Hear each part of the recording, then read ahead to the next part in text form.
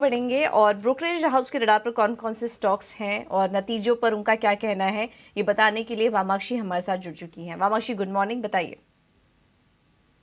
जी बिल्कुल, शुरुआत करते हैं हम रिलायंस इंडस्ट्रीज़ के साथ। हम देख रहे हैं कि कंपनी के नतीजों के बाद ब्रोकरेज की तरफ से रिपोर्ट आ रही है और ये हाईलाइट कर रहा है कि Q2 के नतीजे लार्जली इन लाइन रहे हैं, हेल्दी ग्रोथ नजर आ रही है सारे ही सेगमेंट्स में। और अगर नतीजों की बात करें तो स्पेसिफिकली रिटेल सेगमेंट में अनुमान से मजबूत, जियो के नंबर्स इन लाइन रहे हैं, मगर O2C सेगमेंट में एक मिस कंपनी ने पोस्ट किया है।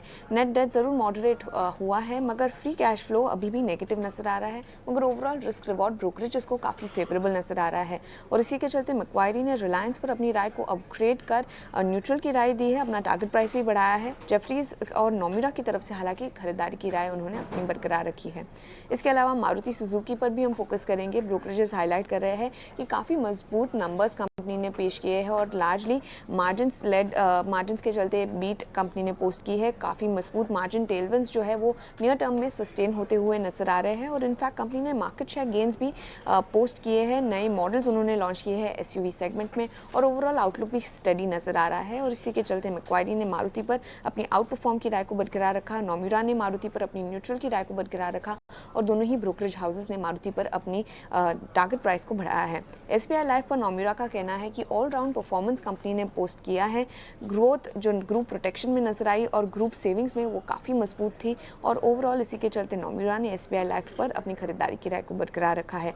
सिप्ला पर जेफरीज का कहना है कि लोअर ऑपरेटिंग एक्सपेंसेस के चलते Q2 में अनुमान के मजबूत कंपनी ने नंबर्स पेश किए हैं। ईबिटा मार्जिन गाइडेंस भी कंपनी ने ईयर के लिए बढ़ाई है, मगर ओवरऑल रीसेंट रैली के बाद पोटेंशियल अपसाइड थोड़ा सा लिमिटेड नजर आ रहा है और इसी के चलते जेफरीज ने अपनी राय को खरीदारी की राय से डाउनग्रेड कर होल्ड की राय दी है।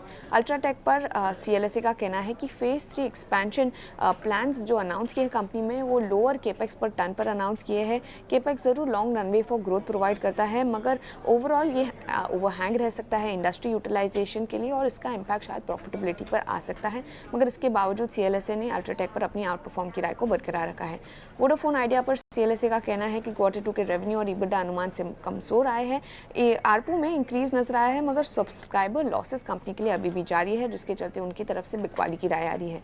आवास फाइनेंसियर्स पर जेफरीज का कहना है कि मॉडेस्ट डिस्बर्समेंट ग्रोथ नजर आई है, मगर मार्जिन फ्रंट पर थोड़ा सा दबाव नजर आया है और वैल्यूएशन अपने पीयर के मुकाबले। ओके, थैंक यू वामाक्षी आपका ये सारी जानकारी देने के लिए। तो कुछ नतीजों पर और बड़े खबरों पर ब्रोकरेज रिपोर्ट्स आई थी, इस पर आप नजर रखिए, इसका रिएक्शन आज बाजार पर दिख सकता है। कुछ टॉप ट्रेडिंग आइडियाज भी क्विकली आपके सामने रखेंगे। प्रभुदास लीलाधर की तरफ से जो कॉल्स हमें मिल रही है उसमें पहला है GNFC, खरीदारी करने की सलाह ये दे रहे हैं। 645 का होगा स्टॉप लॉस, टारगेट सुझा रहे हैं 690 का। और इसके अलावा एक्सिस बैंक में भी खरीदारी की सलाह है उनकी तरफ से। 970 क्या होगा स्टॉप लॉस, टारगेट सुझा रहे हैं 1050 का। कोटक सिक्योरिटीज ने भी बैंकिंग स्टॉक में खरीदारी करने की सलाह दी है। कैनरा बैंक है इनके रडार पर, 405 का लक्ष्य देख रहे हैं, स्टॉप लॉस होगा 370 का।